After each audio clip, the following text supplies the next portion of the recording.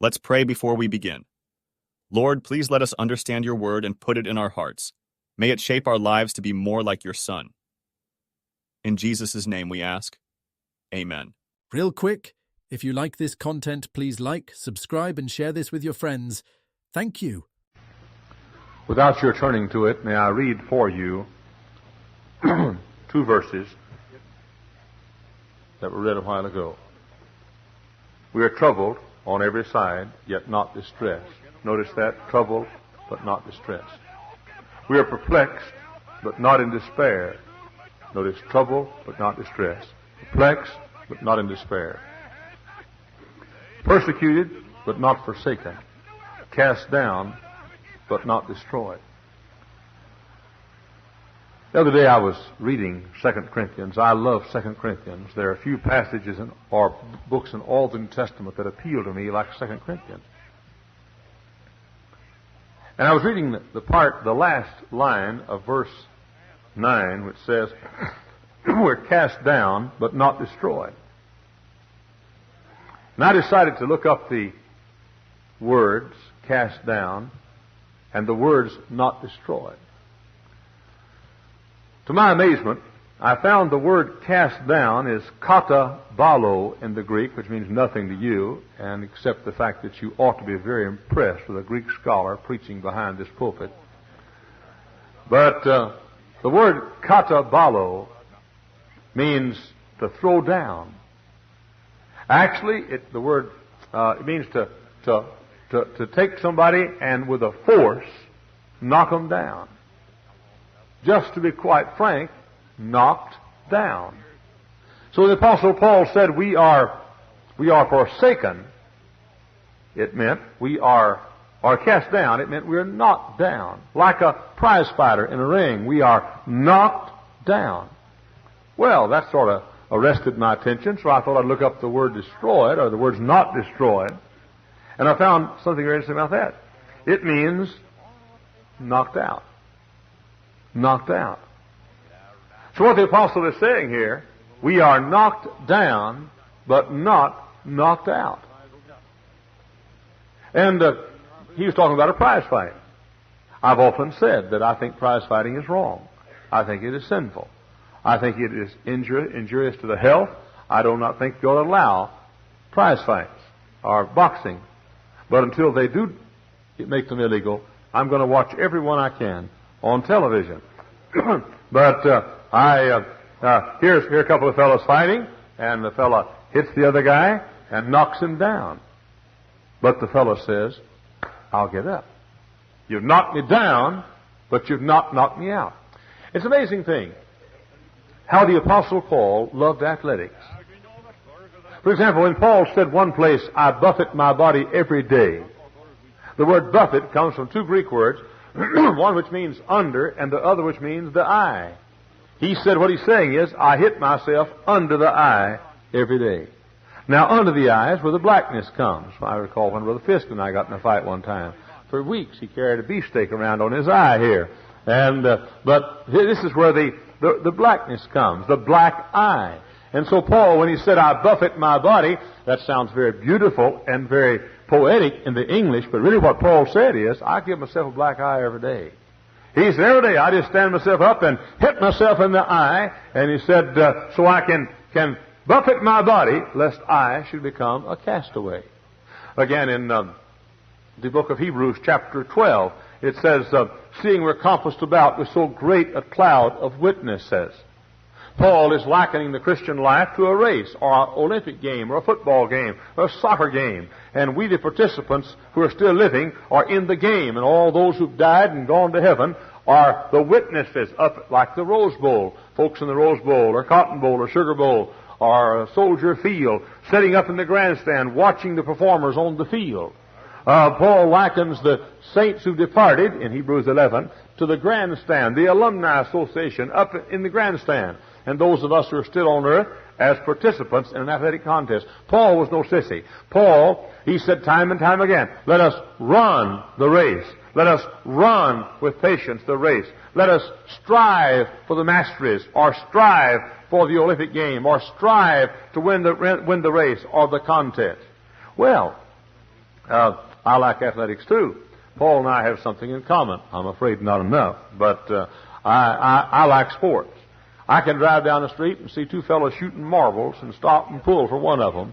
I like contests. I'm not. I don't mind. I like fishing and hunting, but not like I do baseball and football and basketball and tennis and badminton and golf. Anytime somebody can beat somebody, I like it. And especially when it's Namath that gets beat, or Muhammad Ali, or Notre Dame.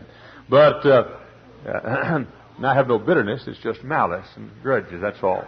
But I have a scar on my leg. I'll not show it to you, but I have a scar on my leg about that long. I got playing football.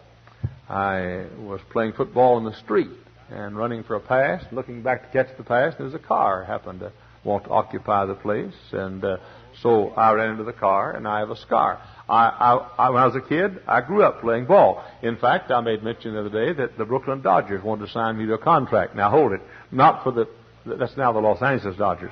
They want me to play for the big team. They want to send me down to some little minor league and hope maybe someday I'd amount to something and work my way up. But they offered me a contract. I've always liked baseball. I've always liked sports. When I was a young man, I was a semi-professional softball pitcher. And I can recall one time, I was the mascot at the Cotton Bowl game of 1832. I was the mascot of the game because I wrote an essay, entered a nationwide essay contest for all the people in the country when Fordham was playing Texas A&M on the Cotton Bowl on New Year's Day.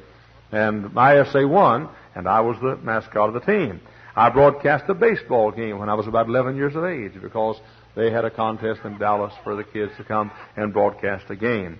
I love sports. I love them very much. Now, Paul also loves sports. And he said, when you get down, he said, you may be knocked down, but get up. Don't quit. You may get kicked out of school, and you may be knocked down, but get back up. Maybe you flunked one semester of a course, and you're knocked down, but get back up. Maybe you've had a reversal at work, and you've been knocked down, but get back up. Paul is writing to the Corinthian people. A church, not a good church. The worst of all the churches to whom he wrote. He did not write this to the Philippian church, or the Ephesian church, or the Thessalonican church. It was the worst church of all. The church of babies, the church of carnal people. And Paul said, okay, so you've been knocked down. Get back up. He said, knocked down, but not knocked out. I'm going to come back to that in a minute, but so I decided to examine the rest of this verse. And I was amazed. You athletic fans, you ought to love 2 Corinthians 4, 8, and 9. First it said, trouble but not distress. Now, in the English, that looks like just, you have trouble, but don't be distressed. But I checked it. You know what it really says in the Greek? Pressed, but not penned. Pressed, but not penned. Now, let me ask you a question. About what sport is he talking there? Wrestling, sure. Pressed, Paul said, you're pressed, but not penned. Now, we won't act this out, but I can recall when my father was a wrestler when he was a young man. And I can recall when I was a kid, my dad would take me down to a place in Dallas called the Sportatorium. It was where the wrestling matches were. Juan Humberto and trying to think of some of the rest of these names, Billy Edwards and so forth, these professional wrestlers, just like they have them now, these shows they put on. But in those days, they weren't shows. Somebody actually won in those days. It wasn't, those days it wasn't, not that I've been seeing them, but but it wasn't a show. It was something real. So Paul, in trying to describe, he said if you've got some adversities, if you have some problems, some burdens, some heartaches, some reversals, Paul spoke in language that folks would understand. Sometimes people come here and say, oh, Brother Hyles, you're so shallow. Yes, I know. That's another place I'm like Paul, too. Well, you're always using homespun, crude illustrations. Yes, I know that, and Paul did, too. Paul used wrestling to get his point across. He said pressed, but not penned. And I can recall when Dad and I'd be at the Sportatorium, and I'm not advising you go, but my dad took me, and I couldn't help it. And added that, I wanted to go. And so one wrestler would get another one down. And as you know in wrestling, you folks that don't know, you win a fall. You don't win a game, you win a fall. You don't make a touchdown, you make a fall or a pin. When you take a fellow's shoulders, and you push his shoulders, or somehow get both his shoulders to touch the mat. And the referee goes, and that's the pin. That's the fall. You win the fall. Or you pinned your man. You used to call it 2 out of 3 falls. The main event will be 2 out of 3 falls between Juan Humberto and Billy Edwards and so forth. Now, if you pin a fella and the referee goes and he lifts his shoulder up, then you haven't pinned him yet. And the referee goes and then he lifts his shoulder up, then you still doesn't count for a fall. But if he goes 3 times, then you lose the fall. And if you're in a 1-fall match, you lose the entire match. Now what's Paul saying? He's taking a simple little illustration about wrestling, and he's saying, do you have reversals? Do you have burdens? Have you been knocked down? Have you been defeated, seemingly defeated? Are you low? Have you lost a little bit? Paul said, okay. He said, you may have been pressed, but not pinned. Now anybody can get down, but the good people get up. Those who have it get back up. Anybody can lose for a fall, but those who have it get back up. And so I can recall looking and watching the wrestling match, and Juan Humberto is my favorite wrestler. And somebody get him down, and his shoulders against, and the referee would go, and I'd say, raise your shoulder, Juan! Get it up! Get it up! Hey, Juan! Get it up! Get it up! Get it up! Please get it up! And we'd all scream. What was it? Juan, you're about to be pinned. Okay, so you're down. Okay, so you're pressed. Okay, don't lose. Don't be pinned. Get the shoulder up. And I'm talking to somebody this morning. The devil's got you down. I mean, the devil has pressed you. Don't let him pin you. Get back on your feet. Hold your shoulder up. Stay in the battle. Don't quit. Don't quit. Now look down in the next place. It said perplexed, but not in despair. Now bear in mind, trouble, not distress, means pressed, but not pinned. Next, perplexed, but not in despair. I checked that out, and here's what it says. It says, no way to go, but found one. In football language, would say, no hole, but he went through the line anyway. They must have had some kind of a game back in those days like football, where that you had to go through a line of men. And Paul said, okay, you come, you get the ball, you put it under your arm, you run toward the line. Now, you and I both know, those of us who know football know that you say, a fellow, they made a hole in right tackle. The tackle blocked this way and the guard blocked this way and the fellow goes through the hole. But there are times when the fellow won't block. There are times when the opposing fellow does not feel led to be moved. And so, the fellow runs, there's no hole. Now, you've seen runners like Gale Sayers. They don't have to have a hole. They just go on through. So Paul is saying, are you pressed? Don't be pinned like a wrestler. Are you unable to get through? Can't find your way through? Find a way through like a football player. But in the third place it says, persecuted but not forsaken. And I checked that, and he is talking about a runner in a race. And he says, falling behind, but not left behind. Falling behind, but not left behind. Now follow me. Paul comes to people this morning in this room. Some of you, the devil's got you down. Some of you have stumbled in sin. Some of you students in college have submitted demerits that you're off the list, or you've been kicked out of school. Or you have some demerits and you're about to be expelled from school. Some of you high school students have not had a good semester, and you've not lived right, and you've not been right with God, and you've done things wrong, and you know it, and you've been punished for it, and you're down. And some of you folks this morning in this room, some of you dear older people, God bless you. Health has not been your lot this year. You've had many reversals, and you don't feel well, and you spent some time in the hospital. Or maybe this morning you have a loved one in the hospital. Or maybe life has been unkind to you, seemingly, and there have been many reversals. Paul comes to those of you this morning who've been knocked down or been set back a bit, and Paul says, okay, you're down. But he said, like a wrestler, you're pressed, but don't be pinned. Like a football ball carrier, you don't find a hole, but go through anyway. Like a runner, you have been left behind, but catch up. And like a boxer, you're knocked down, but you're not knocked out. Now, may I take just a few minutes with each one of these. First, pressed but not pinned. Pressed but not pinned. I'm talking this morning to a widow in this building. Numbers of you, but I'm thinking of one now. You have some children. You've had to rear the children by yourself. You've had to make a living. You've had to be a mother and a father. Christmas is coming. You don't know how you're going to finance the children's Christmas, and you don't know what you're going to say to the children. And it just seems like the whole weight of the world is down upon your shoulders. And it seems like that you've been pressed down. Let me tell you something, dear lady. Don't be pinned. Don't give up. Don't let your shoulder touch the mat. Don't be pinned. Get up! Get up! There's always a way out. My Lord knows the way through the wilderness. All I have to do is follow. Strength for today is mine all the way, and all that I need for tomorrow. My Lord knows the way through the wilderness, and all I have to do is follow. You got any rivers that seem to be uncrossable?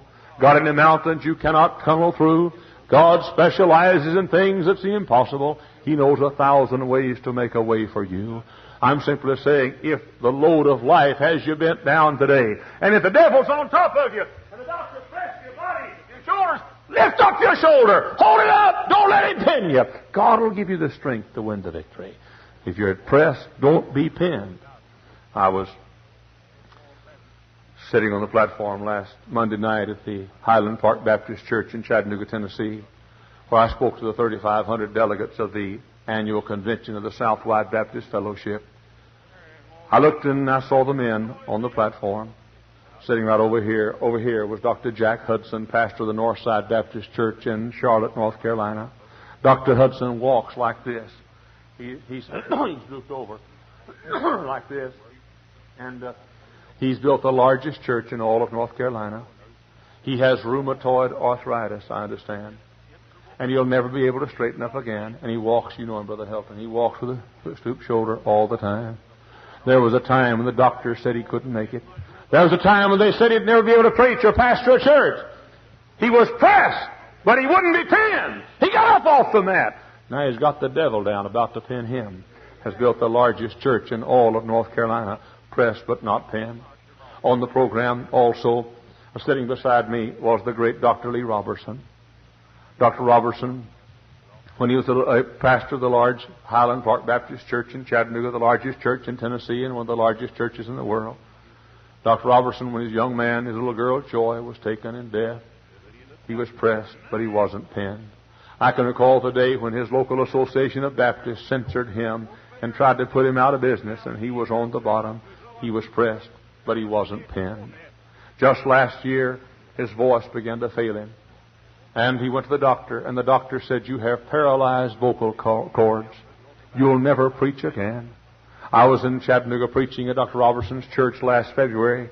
I leaned over and I said, "Dr. Robertson, how long has it been since you preached?" And he said with a weak voice, he said, "It's been many weeks." I said, "Would you ever preach again?" And Dr. Robertson said, "The doctors say there's no hope. There's no hope." Can you imagine that great man of God never being able to open his Bible and preach the Word of God again? He was pressed, but not pinned.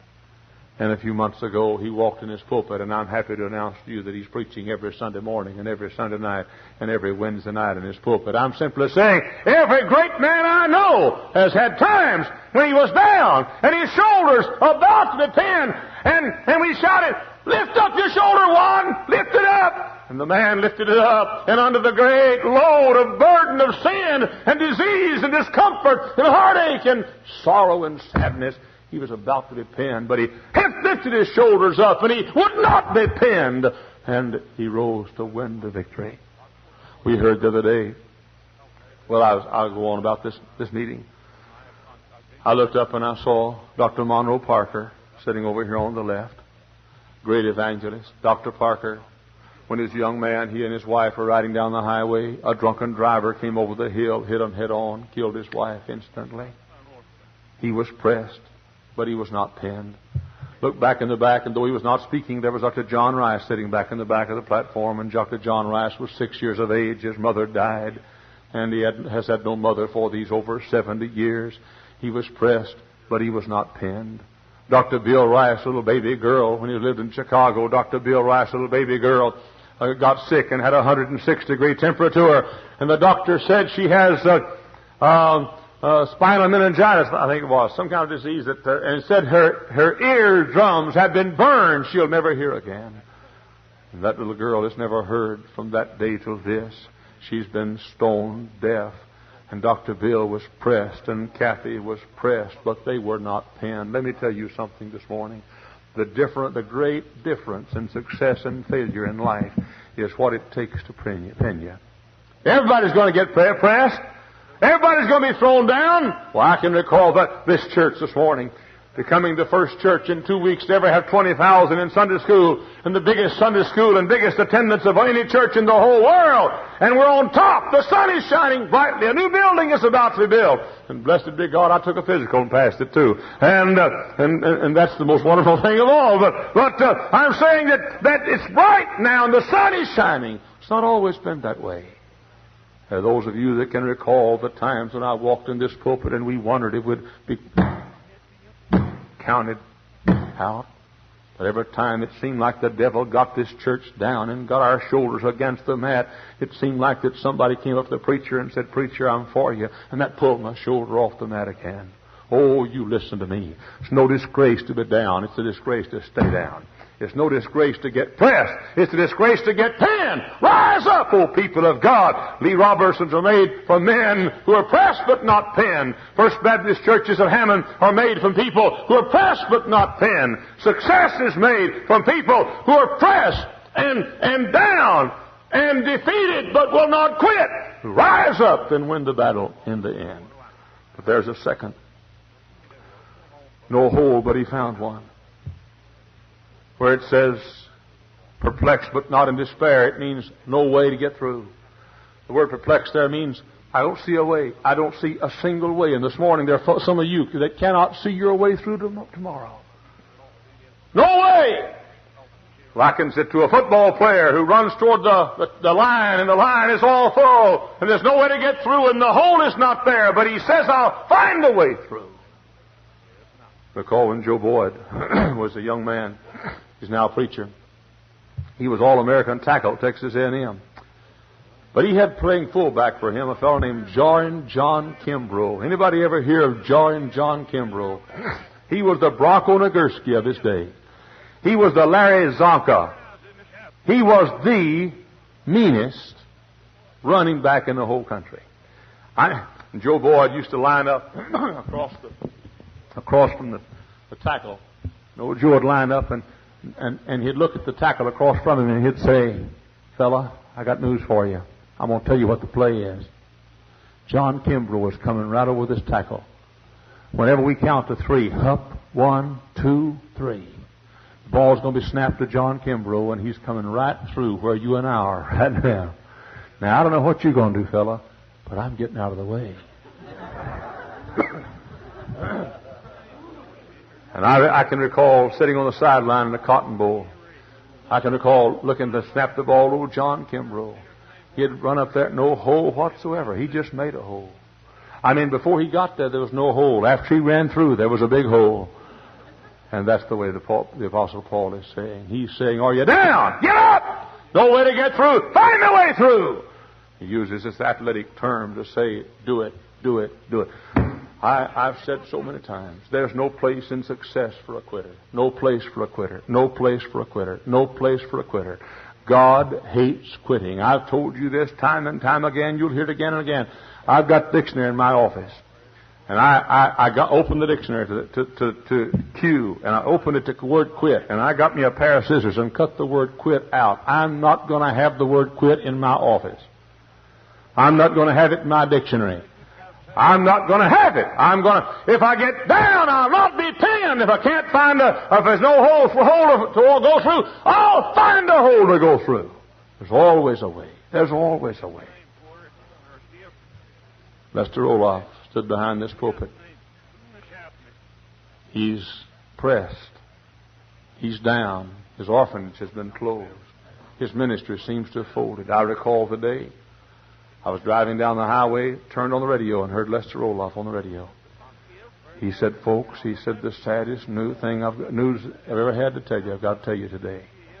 He said, I'm being put off this station. It was a station in Corpus Christi, Texas, a 50,000-watt station that he'd been on for 11 or 12 years. But he had gotten up and fought the Southern Baptist renting of a building they owned to a liquor store.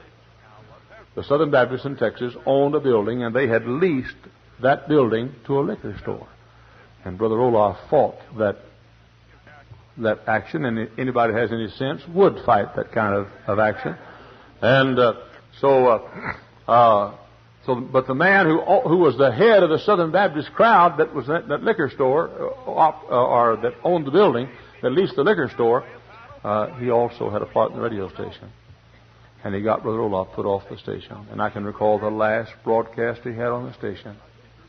But the Lord performed a miracle. And in less than 2 years, Brother Olaf owned that radio station himself.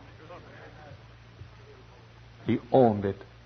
I do not say that he put all the Southern Baptists off of it, but I would not be surprised. But and I'm not preaching against Southern Baptists unless they lease stores to the liquor industry, and then I'm preaching against them, or anybody else for that matter. But what I'm saying is this: I'm saying he was down, pressed but not pinned. He couldn't find a way, but he found one. This morning there's a way for you. But you see, Brother Hyles, if you knew my bills. You know, folks come in my office. Last night a man was in, and he said, folks, here are my bills. How can I make ends meet? I said, there's a way. It's sort of like the fellow who was about to jump off the skyway over here at Lake Michigan, the bridge. And a policeman came up and said, hey, what are you going to do? He said, I'm going to end it all. I don't want to live. I don't want to live. Hey, he said, don't do it. Life is not that bad. Yes, it is. Yes, it is. I don't want to live. He said, give me 5 minutes. Let me have 5 minutes. Try to talk you out of it. Okay, 5 minutes. They talked 10 minutes, and both the policeman and the fellow jumped off the bridge. And folks come to my office, and they say, Brother Hyles, I've got a problem. And I said, there's a way through. And so after they tell me their problem, we both commit suicide. But there is a way through. There is a way through. There is a way through. But you see, I can't see it. Aren't you glad you can't see it? If you could see it, it wouldn't give God a chance to show you how strong He is, would it? But you say, preacher, it just doesn't seem possible. I know, but with God, all things are possible. Oh, but you say, Brother Hyles, I've got a heart that's broken in two this morning. I feel like somebody's taken a knife and just stuck the knife right in my heart, and I don't feel like life is worth living. Okay, I know, but don't let the devil pin you. I mean, some this morning, some of you, the referee's already gone. To others of you, he's gone. Get your shoulder up. Get your shoulder up. But you see, I don't see a hole through the line. You just take off toward the line. God will open the hole before you get there. Don't stop. Keep on going. There's a third athletic term here. Persecuted but not forsaken, which means falling behind but not left. It likens to a fellow with a race. Stand up here. We're gonna run a race. We're gonna run a race. And I get a little tired, and you get ahead of me. And I'm falling behind. Thank you. That's what it means. It says you're falling behind, but it says not left. He says, you may fall behind in the race, young people. You may fall behind in the race. But you won't fall so far behind what you can't catch up. When I was a paratrooper in World War II, we had to run 10 miles a day without stopping back in those days. 10 miles a day. Not on a track, but on a highway, up and down hills, with boots on. Not tennis shoes, not track spikes, but boots. And we'd run for 10 miles. And I never was a real strong fella. I was always an athletic kind of fella, but I never did have bulging muscles or anything. And we had big, strong fellas. And we'd run. And we had to count cadence while we'd run. Hup, hoop, 3, 4. Hup, hoop, 3, 4. Hup, hoop, 3, 4. Hup, hoop, 3, 4. Had to count cadence. And I'd run about a half a mile, and I'd think, good night, I got 9.5 miles to go. And I just can't make it another step. But here's what I decided to do. I decided I wouldn't try to run 10 miles. I decided to try to run the next step. The next step. And I can recall when I'd run, I'd say, just one more step. Just one more step. One one more step, just one more. Like make the next one, make the next one, and now the next one, and now the next one, and now the next one, and now the next one, and now the next one. Did you know we'd have hundreds of men fall out of the race? I saw a little All-American football player from Lake Forest University over here stumble and fall out of the race. And I looked down, and I thought, good night, that big giant, he's fallen out and is almost unconscious, and I'm still running. The wrong one's fallen out. And there I was. You know why I ran the race? I never stopped. You know why? Because I just tried to take the next step. Just tried to take the next step. You say, Brother Hyles, how can I get by in 1974? Don't worry about 1974 yet, honey. You got Monday, December 3rd, 1973 to worry about now. I recall that little lady in Texas who was sick and had cancer, and the doctor said she couldn't live a week. She was a widow. She had one little boy. And the little lady went to her face and said, Dear God, keep me alive today so I can rear my boy. And Lord, I won't talk to you about tomorrow. I just want to be alive today. And then the next morning she'd wake up and she'd say, Lord, keep me alive today. And the next morning she'd wake up and say, keep me alive today. And the next morning she'd wake up and say, keep me alive today. And she's still alive after all these years. Why? Just one more step. Listen to me. Don't you worry about 1974. You worry about making it through today. Paul said, are you behind? Have you fallen behind in your payments? Have you fallen behind in the race? Are you losing? Well, you may be behind, but you can still catch up. You can still catch up. I never stand up here and look at little Richard Miller out here without thinking along this line a bit. Richard Miller has no arms. We get used to him because he's here so much. Richard Miller has no legs. When Richard Miller, he doesn't shake hands, he shakes stub. He holds his arm out about that long, and it comes to a point. This comes to a point, and skin wrapped around the point, like you'd take your hand like this, and just wrap skin around it. And he has no hand; he's just a little stub right up here. Richard Miller, every right in the world to be an invalid, every right in the world to have given up, every right in the world to be in a rest home somewhere. But Richard Miller plays the guitar. Plays the guitar. Richard Miller plays the organ. No arms, no legs. Plays the organ. Richard Miller travels across this country. Richard Miller fell in love. Richard Miller got married. Richard Miller's a father. Why? Pressed but wasn't pinned. Why? Fell behind but caught up. Why? Couldn't find a way but went on, but made it anyway. Why? Knocked down but wasn't knocked out. I was in next week after next. I'll be in Elkton, Maryland. I was there a year ago. A pastor said, "I want to introduce you to my secretary." Well, I pictured what she'd be like, you know. Maybe she's some middle-aged lady that's very, very friendly or nice. Maybe some young, attractive lady. He said, "I want you to meet my secretary." Well, I was selling books at the book table, and I said, "Look, I can't. Now, I want you to meet my secretary now. I want you to meet my secretary." "Oh, okay. He said, "Come on. I want you to meet my secretary." So I went inside a room over to the corner of the auditorium. There's a fellow in a wheelchair there. This pastor stopped there at the wheelchair. He said, "I want you to meet my secretary." I said, "Where is she?" He said, "It's not a she, it's a he. This is he." I reached out my hand to shake hands. He didn't reach his hand out. I thought he was unfriendly. I said, "My name's Jack Hyles." He said, "I can't move my hands." He said, "I'm paralyzed from here down. I can't move a foot. I can't move a finger." Well, I said, "The pastor said you're his secretary." He said, "I am." The pastor said he types every letter I write. And I said, "How?" And the pastor said, "Show him." And he got something that looked like a pen with a flat end, and he stuck it in his mouth and pulled out a portable typewriter and began to go like I do. But like that. And he typed.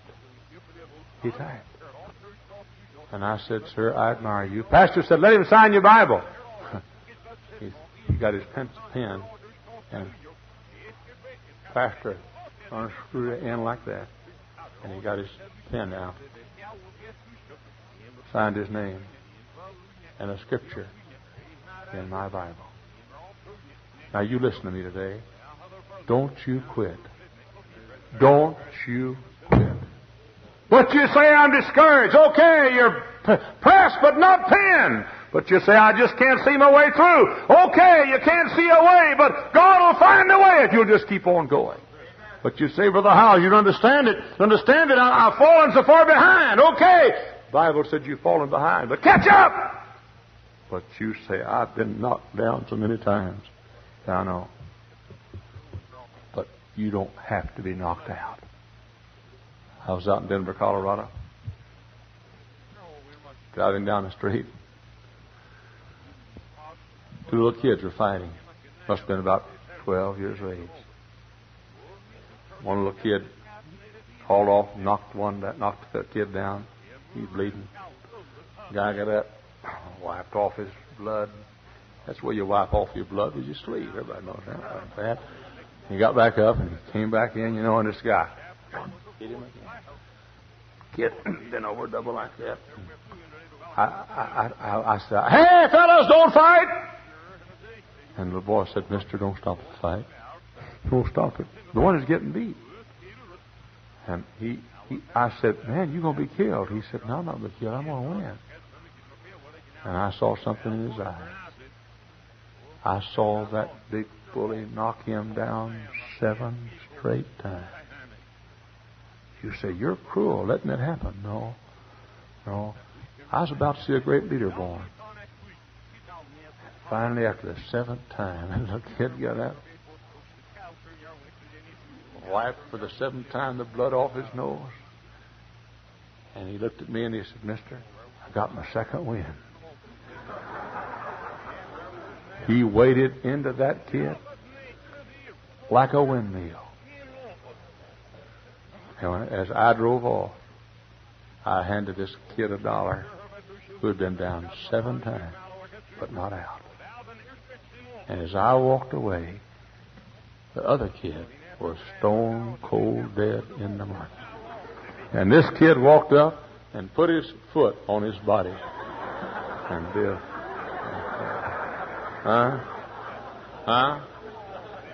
That's what you say. That's not my kind of preaching. I know it because you don't believe the Bible. But that's Paul's kind of preaching, and that's exactly what Paul meant when he said, "Knocked down, but not knocked out." Thank you for listening. And if you like this, please subscribe and consider liking my Facebook page and joining my group, Jesus Answers Prayer. May God bless your day.